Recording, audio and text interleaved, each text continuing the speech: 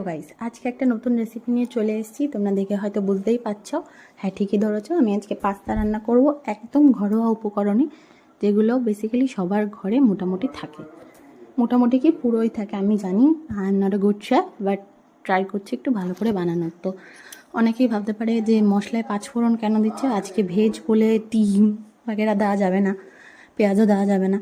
আর বাঙালিরা পেঁয়াজ রসুনকে তো ভেজ মানে, অনেকে ভেজ মানে না, বাট আমরা এটাকে ভেজ মানি বলে আমাদের হবে না। তো যাই হোক, আমি আজকে জাস্ট আদা ফোড়ন, পাঁচ ফোড়ন আর আলু ভাজা, মানে আলুকে ফ্রাই ছোটো ছোটো করে কেটে ফ্রাই করে ওর মধ্যে একটু সয়া সস, টমেটো সস দিয়ে বানাচ্ছিলাম। সত্যি বলছি গাইস, সবাই খেয়ে বলছে, আমি বানিয়েছি বলে নিজে বলবো না, বাট সবাইকে বললো ভালো হয়েছে। তাই ভাবলাম তোমাদের সাথে একটু শেয়ার করে নিই, তোমরাও ট্রাই করে দেখো এইভাবে, একদম সিম্পল ওয়েতে, খেতে সত্যি ভালো লাগে। তো জানিও বানিয়ে কেমন হয়েছে, আর দেখা হবে নেক্সট ব্লগে। টাটা।